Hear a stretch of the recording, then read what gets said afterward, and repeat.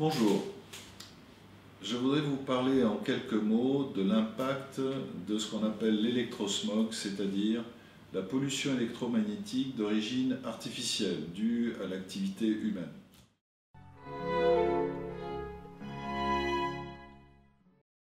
Depuis longtemps, on connaît l'impact des lignes à haute tension qui faisaient la une des journaux il y a quelques décennies, et il a été prouvé, notamment par des études suédoises de grande ampleur, que c'était surtout le champ magnétique alternatif du courant 50 Hz qui posait un problème de santé éventuellement grave, aboutissant à des cancers lorsqu'on dépasse certaines valeurs, comme 200 nanotesla.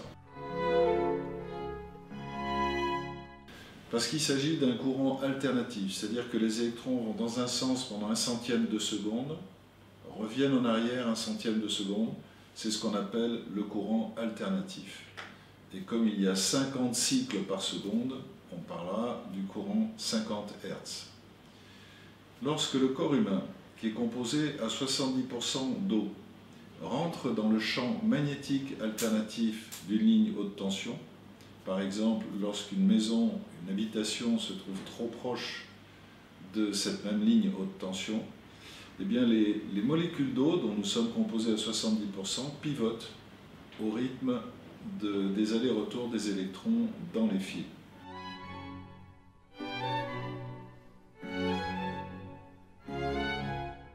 Après, il y a également un champ électrique alternatif qui, lui, pénètre moins profondément dans le corps humain, qui a des effets moins délétères, c'est-à-dire que c'est plutôt le champ magnétique alternatif au-delà d'une certaine puissance qui aboutit à terme à des cancers.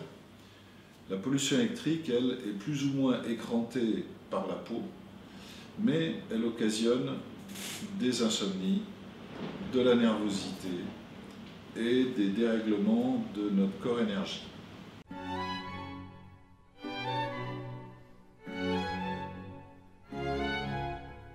Ce qu'il est important de comprendre, c'est que nous obtenons des valeurs analogues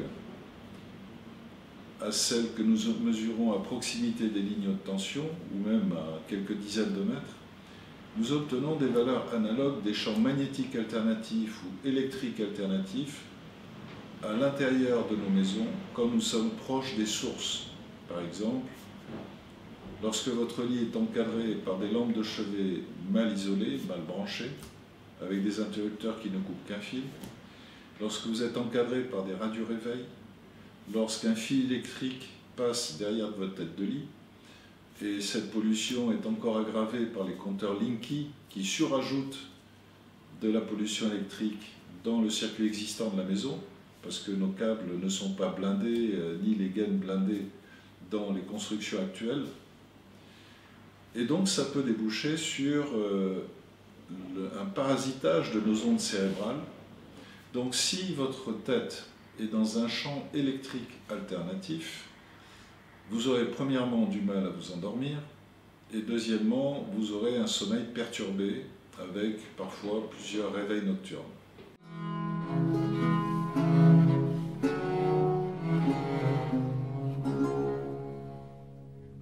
Alors là, ce ne sont pas des fréquences aussi basses, elles sont très élevées.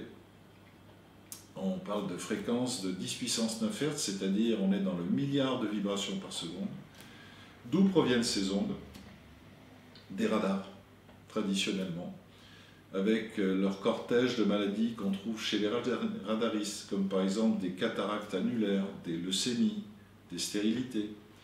Mais on a aussi des effets délétères, un peu moindres certes, mais provenant par exemple des antennes relais de téléphonie mobile à l'extérieur des maisons, mais qu'on retrouve aussi à l'intérieur des habitations, à proximité des box, à proximité des bases DECT, c'est-à-dire les téléphones sans fil, ou même à proximité des fours à micro-ondes, qui fonctionnent eux aussi dans la gamme des hyperfréquences. Les gros utilisateurs de téléphonie mobile courent différents risques. On parle de perméabilisation de la barrière hémato-encéphalique, la fameuse BHE, qui souligne le fait que les vaisseaux sanguins deviennent poreux. Donc ça veut dire que si vous avez de l'albumine ou des métaux lourds dans le sang, ils vont migrer à travers la paroi des vaisseaux pour venir se loger dans le cerveau au milieu des cellules gliales. Ceci fera le lit des maladies neurodégénératives pour dans 10 ans, 15 ans, 20 ans. Ça peut provoquer également des astrocytomes, c'est-à-dire des tumeurs du cerveau à 3 cm derrière la boîte crânienne, ou bien même des carcinomes basocellulaires à la surface de la peau derrière l'oreille. Le danger est accru pour les enfants, car leur boîte crânienne n'est pas encore ossifiée. Elle est fine, elle est encore à l'état cartilagineux. Ce qui signifie que les hyperfréquences venant du téléphone mobile pénètrent bien plus profondément dans leur cerveau. Il est donc extrêmement dangereux d'offrir un téléphone mobile à des enfants jusqu'à l'âge de à peu près 14 ans.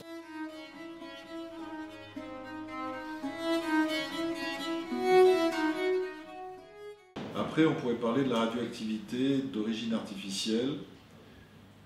Celle-ci, on la retrouve parfois au robinet, notamment autour des centrales nucléaires.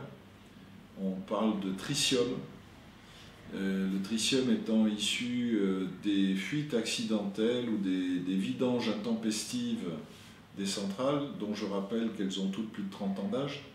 Donc ça veut dire que chaque année, autour de certaines d'entre elles, il y a un peu de radioactivité qui part dans la nappe phréatique et qu'on va retrouver donc à l'eau du robinet.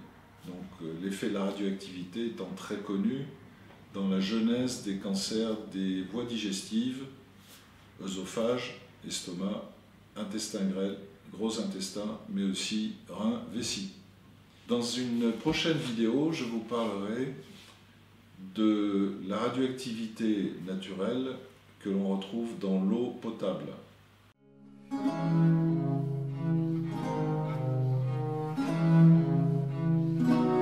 Il est important de faire place nette, y compris à l'intérieur des maisons, et puis bien entendu de ne pas implanter une maison trop proche d'une ligne haute tension, qu'elle soit aérienne ou enterrée. Parce qu'une ligne enterrée n'émet plus de champ électrique alternatif. En revanche, le champ magnétique alternatif, qui est le plus dangereux, est très pénétrant et n'est pas arrêté par la terre, il traverse même les murs des maisons. Il est préférable d'utiliser le moins possible le téléphone mobile et pour des conversations qui ne dépassent pas 3 minutes. Si vous avez des conversations plus longues, utilisez donc un téléphone filaire en poste fixe. Il est opportun de ne pas mettre son lit à moins de 3,50 m d'une box par exemple et d'éloigner tout ce qui est base DECT, c'est-à-dire base de téléphone rechargeable. Si vous voulez en savoir plus sur les effets sur la santé du courant électrique 50 Hz, c'est-à-dire du courant du secteur, ou bien des hyperfréquences provenant des antennes relais ou de la téléphonie mobile, ou même l'impact de la radioactivité d'origine industrielle, je vous invite à lire ce livre, Votre santé en lieu sûr, qui en est à sa 4e édition et qui est le livre le plus vendu en géobiologie de ces dernières années. Dans une prochaine vidéo, je vous parlerai plus en détail des ondes électromagnétiques et des champs électriques et des champs magnétiques et des rayonnements ionisants de haute énergie qui émanent du sous-sol, qui sont beaucoup moins connus du grand public, mais qui ont des effets délétères au moins aussi importants.